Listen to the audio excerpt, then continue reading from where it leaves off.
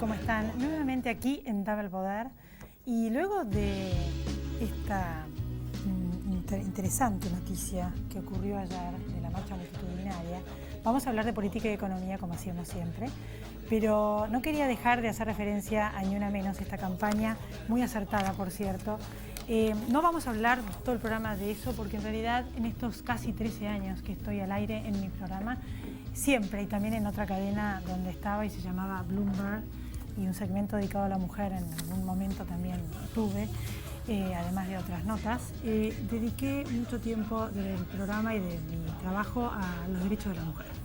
Por eso me parece muy acertada. Realmente muere una mujer cada 31 horas en la Argentina, pero en realidad en todo el mundo son víctimas de la violencia las mujeres y los niños, en gran parte de la humanidad. Por eso, de alguna manera, el impacto en la opinión pública y que esto se transmita en forma generalizada, creo que todo suma para que esto se termine. 277 mujeres en el año 2014, y puntualmente en este caso hay una ley que no fue reglamentada en el Congreso, duerme en el Congreso, para proteger y que se haga realmente en la práctica los derechos de la mujer, como así también el presupuesto. Así que en aras de que eso ocurra, me pliego a esta campaña Ni Una Menos, y luego de la pausa vamos a hablar con los invitados de Política y Economía, dos prestigiosos invitados, por eso no hablo nada yo hoy. Ricardo López Murphy, economista, exministro de Economía, y Luis Alberto Romero, profesor, además de académico historiador, es miembro del Club Político Argentino, hasta el 2014 fue investigador de CONICET. Vamos a hablar de la actualidad política, de la económica y también de los escenarios posibles de acuerdo a los candidatos por las elecciones presidenciales, después de la pausa. ¿Quiénes deben vacunarse contra la gripe? Embarazadas, mamás antes de egresar de la maternidad, niños entre 6 y 24 meses, personas con enfermedades crónicas u obesidad, personal de salud y mayores de 65 años. Para ellos, la vacuna es gratuita en centros de salud y hospitales públicos de todo el país. Vacunate. Es bueno para vos. Es bueno para todos. 0800-222-1002.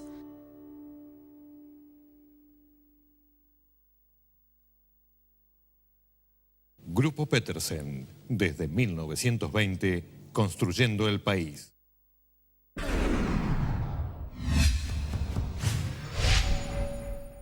Alquilar se puede. Ahora la ciudad te da la garantía y un préstamo inicial para que vos y miles de personas puedan elegir dónde vivir. Informate en www.buenosaires.gov.ar/alquilar se puede. Buenos Aires Ciudad, en todo estás vos.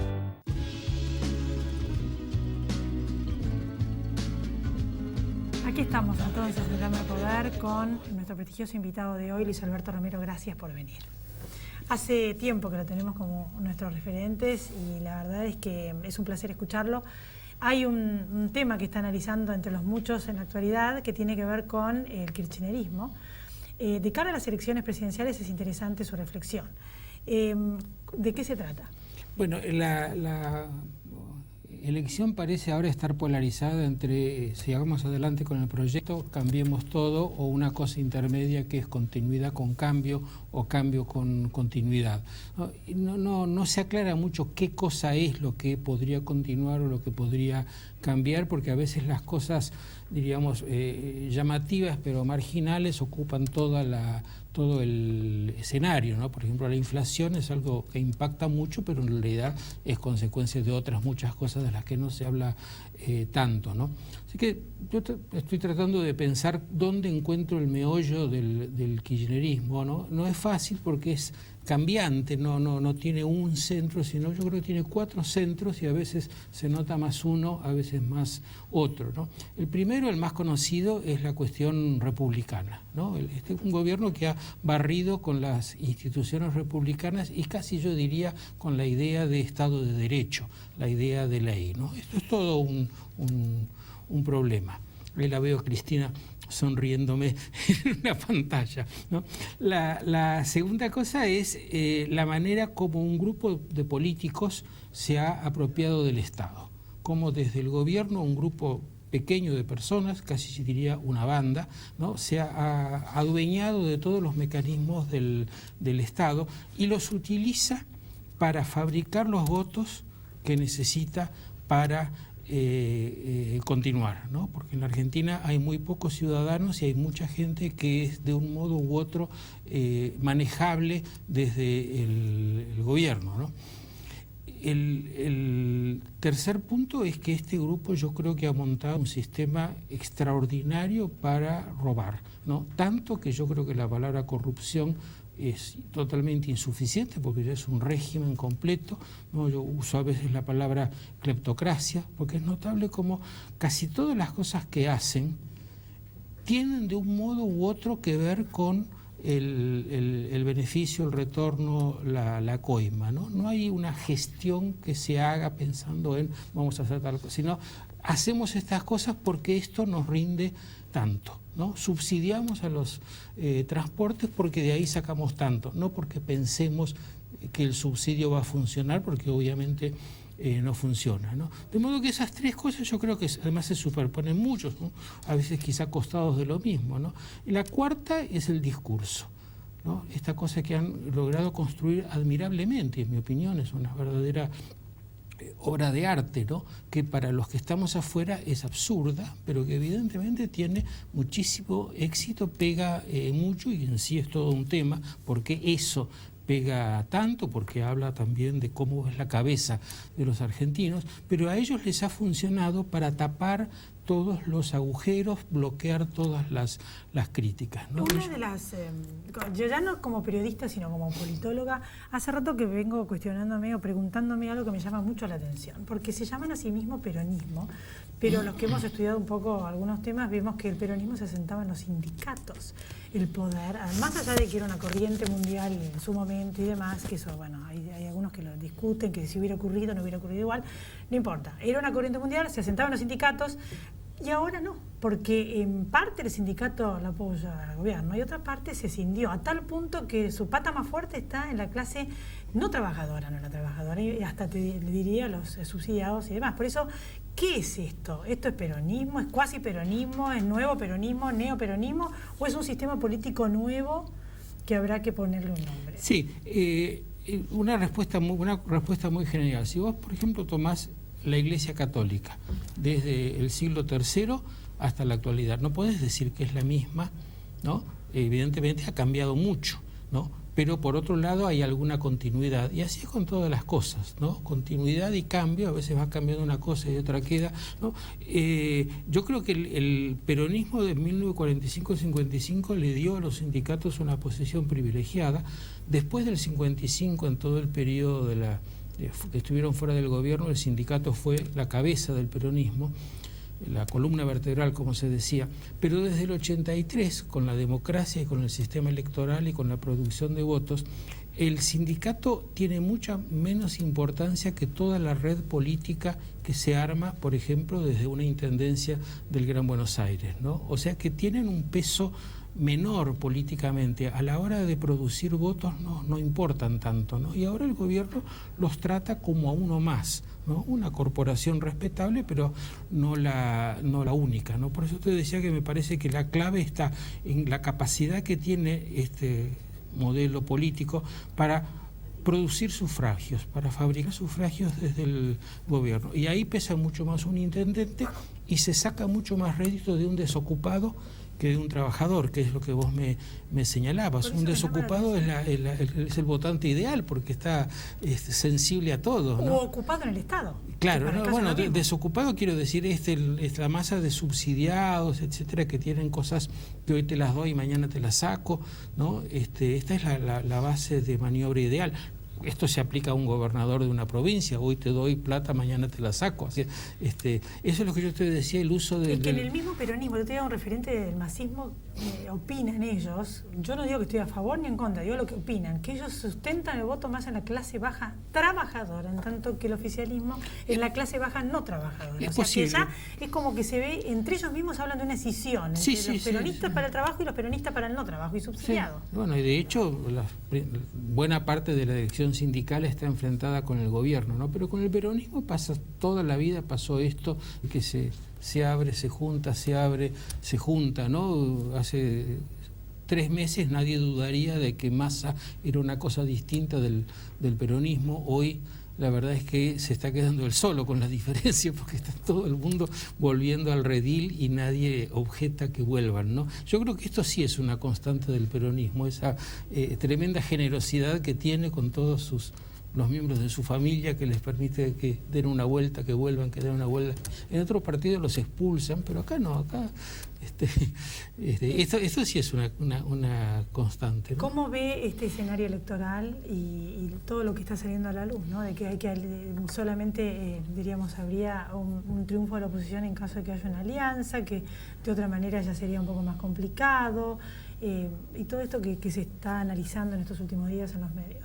Bueno, yo estuve fuera del país un mes, lo cual es malo para perder el feeling y es bueno para notar los contrastes, ¿no? Y en un mes yo noté que la cuestión de las alianzas y la cuestión de 3 o 4 grupos y ver cómo se acomodaban está perdiendo rápidamente importancia y se está llegando a una polarización muy tradicional, ¿no es cierto? Porque los que eran peronistas se están volviendo, ¿no? Y los no peronistas se están juntando alrededor de Macri y me parece pero Massa que también es peronista.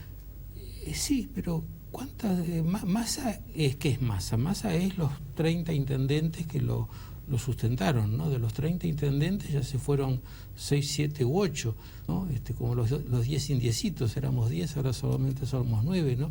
Me temo que Massa está siendo víctima de esta polarización, lo cual para mí es terrible, porque en realidad yo creo que la alternativa a esto hubiera sido una combinación entre una parte del peronismo y el sector no peronista, ¿no? Así que me parece que es muy, muy negativo este desinfle de Massa, ¿no? En el masismo piensan que es una operación para desinflar el masismo, y ya que gran parte de los votos, en caso de que se pueden llegar a ir a uno de los candidatos y perdería la oposición. Bueno, sí, hay una cosa, son los votos, si uno piensa 15% de personas, ¿no? Más problemático es los aparatos, porque una elección funciona con una red que llega hasta cada intersticio, que es una red que el peronismo tiene muy armada, ¿no? Y que los intendentes que estaban con Massa la tienen muy, muy armada. Entonces Massa quizá, no sé si pierde votos, pero pierde la posibilidad de llegar a los lugares donde los votos están y pierde la posibilidad de controlar los comicios, que es una cosa decisiva. ¿Y qué ¿no? posibilidad tiene, en caso de ganar las elecciones, de tener independencia en el poder Scioli? La historia, y ustedes son expertos, sabe que todo el mundo ha tenido independencia. Porque a rey muerto, rey puesto. Sí, y en ese sentido el peronismo, mucho más que cualquier otro, ¿no es cierto? El que decide es el que tiene la lapicera y está sentado en el sillón, y no hay lealtad que resista 3 meses. Es la historia de la ¿no? humanidad. Sí, pero en el caso del peronismo, ni siquiera, no es algo que digan con vergüenza, ¿no es cierto? El peronismo es un movimiento de jefe, ¿no? Entonces lo que importa es quién es el jefe, ¿no? Porque el jefe es el que garantiza la seguridad del conjunto. Así que estoy seguro de que Scioli va a actuar como Kirchner actuó con Duhalde.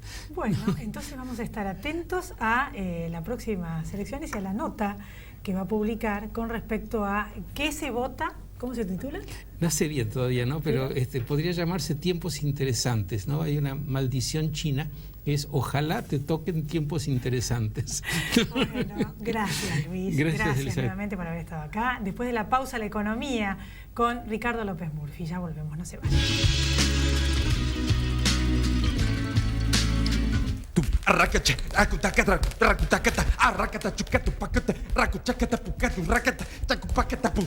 ¿Necesitas una garantía para alquilar? Te puede pasar. Garantía Primer Hogar. Si necesitas una garantía para alquilar, acércate a Provincia Seguros. Una empresa del Grupo Provincia. Buenos Aires, activa como nunca. Gobernación Daniel Scioli. Crecer es brindar oportunidades. Crecer es motivar el desarrollo de la gente. Crecer es promover la cultura y el deporte. Queremos seguir creciendo junto a vos. Banco Ciudad. Te quiere ver crecer. 0822-20400. bancociudad.com.ar. Aquí estamos entonces en Dame el Poder con Ricardo López Murphy. ¿Qué tal, Ricardo? Muy bien, un gusto. Gracias por venir nuevamente. Y bueno, tiempos interesantes. Llamaba que se va a llamar su próxima nota, quizás, Luis Alberto Romero. ¿Cómo son estos tiempos? A ver, yo diría, primero, dificultosos. O sea, el país está sufriendo una caída de sus exportaciones muy grave. Eso afecta a muchos de los sectores productivos, sobre todo al agro, a la minería, a la industria exportadora. Hay una falta de creación en el sector privado de empleo muy grande. Me parece que hay un horizonte muy corto. Yo tengo la sensación de que nuestra economía está y nuestra sociedad como agarrada sobre muy frágiles cimientos. Pero mientras dure, me parece que eso favorece al oficialismo y en los hechos lo ha estado favoreciendo. ¿Cómo sería un escenario económico? Porque usted puede combinar las dos cosas por su experiencia, como exministro de Economía y prestigioso, respetado afuera, que lo he comprobado yo en Estados Unidos, todo el mundo lo conoce, y como político, con un presidente o con el otro. Por ejemplo, ¿qué pasa si en las PASO gana Scioli y qué pasa si en las PASO gana en las elecciones primarias Macri? A ver, o Massa. A ver, vamos primero. Los problemas estructurales van a estar gane quien gane. O sea, usted va a llegar con un déficit fiscal enorme, que viene, para que todo el mundo lo vea, viene creciendo. O sea, vamos a tener un déficit promedio del año arriba de 7 puntos, pero en el promedio, a fin de año va a ser más alto. Vamos a tener un cuasi fiscal, o sea, la deuda que ellos colocaron en el Banco Central va a dar un cuasi fiscal de alrededor de 2 puntos. O sea, vamos a tener una situación fiscal muy delicada. Vamos a estar prácticamente sin reservas líquidas. Vamos a tener una situación de nuestro vecino principal, que es Brasil, bajo un ajuste muy largo, muy duro, muy agresivo. Gane quien gane, va a tener que enfrentar la necesidad de una corrección importante. Ahora, la corrección importante es más fácil de hacer cuando uno ha estado hablando de los problemas. Yo, por ejemplo, supóngase que yo fuera médico y la estuviera atendiendo a usted, y le digo, Elizabeth, no pasa nada, está todo bien. Y un día vengo y le digo, no, Elizabeth, estás al borde de la muerte. Usted no me va a tener confianza, me va a perder respeto. Si vos me chequeabas y no decías eso. Entonces yo creo que gane quien gane, vamos a tener un balde de agua fría postelectoral. Me parece que en el caso del oficialismo eso es más complejo en un sentido y menos complejo en otro. ¿En qué sentido más complejo? No le va a poder echar la culpa al anterior, porque van a ser ellos. ¿En qué es menos complejo? Que bueno, que más o menos sabemos qué tenernos, más Kicillof. Va a haber más controles, me parece que cada vez más difíciles de instrumentar. Yo me diría que el modelo, yo tuviera que decir el modelo, es muy parecido a una cercanía a Venezuela. Eso es lo que yo veo de continuar gestionándose y avanzando en la línea que va. Y si hay que cambiar, veo más el problema de Dilma Rousseff, es decir, encontrarse que los problemas son muy complejos, que han estado ocultos y cuando se revelen es difícil saber a quién le van a echar la culpa. Mi sensación es que el próximo presidente, si fuera de la oposición, la única oportunidad que tiene es al comienzo, y yo diría con toda franqueza los problemas que enfrento. Pero esa es mi percepción. Creo que va a ser un año difícil sobre todo hacia la segunda mitad, y me parece que va a ser un año muy difícil el que viene, salvo que cambiaran los parámetros externos. Por ejemplo, una cosa que le ayudaría mucho a Argentina sería que los precios de las commodities volvieran a los niveles que tuvieron. Yo no veo razones para que ocurra, pero si volvieran a los niveles de 2011, 2012, 2013, eso nos mejoraría mucho. Yo no lo veo eso. No veo a Brasil recuperándose y veo que vamos a llegar casi exhausto. Por eso Gane quien gane va a haber problema. Creo que un opositor va a tener el margen de decir, bueno, hemos tenido 12 años terribles. Lo que han dejado es una herencia terrible. Entonces, denme el espacio de maniobra. Lo que va a tener en contra es que el movimiento oficialista es un movimiento hegemónico, ha capturado el servicio civil, es decir, en todos los ministerios hay miles de personas que entraron ahora a los ministerios. Usted lo va a tener en muchos organismos clave del Estado metidos a ello. Va a ser una tarea de gobernar para la oposición difícil. En realidad, eso por ahí hay que ver qué es lo que pasa, pero porque después con el que le pague sueldo es el jefe. Sí, eso mucha gente opina que el candidato del oficialismo se puede dar vuelta en el aire.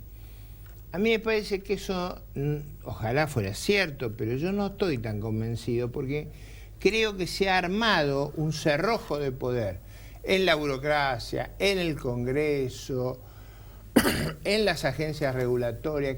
A mí me cuesta creer que si el presidente es elegido bajo la alianza oficialista, esa alianza le permita un viraje. Yo no lo veo. ¿Qué pasa en caso de que gane la oposición? ¿Qué medidas habría que tomar? Y en caso de que gane el oficialismo, ¿qué cree usted que harían? Bueno, yo creo que gane uno o gane otro. A mí me parece que vamos a llegar con un atraso cambiario muy grande. Uno mira el tipo de cambio en una proyección histórica, los últimos 60 años, y uno ve 3 periodos de un gran atraso: el periodo de la época de Gelbart, el periodo de la tablita de Martinelli y el tiempo de la convertibilidad. Y cuando uno mira los precios de hoy, prácticamente están por debajo, el tipo de cambio está más atrasado que en la convertibilidad y que en la época de Gelbart, solamente un poquito por arriba de la tablita de Martinelli. A mí me parece que corregir el problema externo va a ser casi inexorable e inevitable. O sea, yo creo que, voy a decir lo que nadie dice, yo creo que va a haber que evaluar en serio. Creo que hay un problema de precios públicos muy complicado y va a haber que corregir. Entonces, todos esos temas están siendo negados en la campaña como si pudiera prevalecer el statu quo. El statu quo no puede prevalecer, no puede. Gane quien gane, van a tener un problema. Si vuelve a ganar el oficialismo, va a tener que hacer cambios y se va a encontrar con problemas muy serios. Usted me puede decir, bueno, pero fíjese que en Venezuela Maduro no hace los cambios, y el tipo de cambio oficial es 6 y el paralelo 400. Bueno, yo creo que esa circunstancia en Argentina es más difícil, porque acá las divisas las genera el sector privado, no el sector público. Va a ser más complicado. El intento de seguir por ese camino el año que viene va a ser muy, muy traumático. El intento de cambiar también va a ser traumático. Entonces, yo diría que la visión, que el escenario que viene es un escenario que va a haber grado de libertad, no lo va a haber ni para el candidato oficialista ni para el candidato opositor. En un caso va a haber la carga de ser la continuidad de quien nos metió en semejante lío, y en el otro va a haber la dificultad de gobernar con el aparato que será armado de, digamos, de boicot. Bueno, desde el punto de vista de la estrategia política, para tener que tomar esas medidas tan duras al próximo gobierno, en caso de que sea oficialista, le convendría seguir pegado a Cristina Fernández de Kirchner, y en todo caso, si se despega, que sea después de pasar el cimbronazo, y los frutos lindos ya son propios. Está bien, pero ahí viene el problema de reconocer el problema. Eso después se arreglan entre ellos. En la sociedad, de reconocer los problemas no es sencillo. Mire el caso de Grecia. O sea, el problema está ahí al borde de darse digamos, un choque enorme contra la pared, y sin embargo el problema se sigue negando, en Venezuela se sigue negando. No es sencillo, y donde se acepta el problema, en el caso de Brasil, la facilidad y la disponibilidad para cambiar. Mire que el ministro Levy es un ministro muy enérgico, un ministro muy tenaz, un ministro muy definido, y yo veo que le está costando dar vuelta a ese transatlántico mucho, ¿eh? O sea, mi sensación es que se vienen años complejos, muy, muy adversos, pero no solo por la mala gestión que se ha hecho, sino porque los condicionantes externos van a ser distintos de lo que fueron en el pasado. O sea, yo digo, la dramática caída del precio de la soja, la dramática situación de Brasil, Esas son cosas que nosotros tuvimos los 10 años anteriores. Eso Entonces nos va a la costar única horrores. manera de generar ahorro o generar una situación mejor económica es a través del endeudamiento, porque alguna vez leí algo de eso, porque es cierto, no hay más precio de la soja, Yo no veo que sea petróleo, fácil. no hay nada. Yo digo, el gobierno se ha endeudado mucho en el 2014 y se va a endeudar mucho en el 2015. En el 2014 se endeudó más o menos 35.000 millones de dólares y se va a endeudar en una cifra muy importante este año. Se endeudó con mecanismos muy complejos, a veces emitiendo títulos, otras veces colocando deuda en el Banco Central y el Banco Central colocando deuda en el público, otras veces no pagando a los importadores. O sea, deuda interna. Ha habido un mecanismo y eso mismo se está haciendo este año. A mí me parece que estamos llegando al límite de lo que se puede hacer en esa materia y por esa razón creo que van a cambiar. No creo que van a cambiar ni uno ni otro por bueno, van a cambiar porque no van a tener más remedio.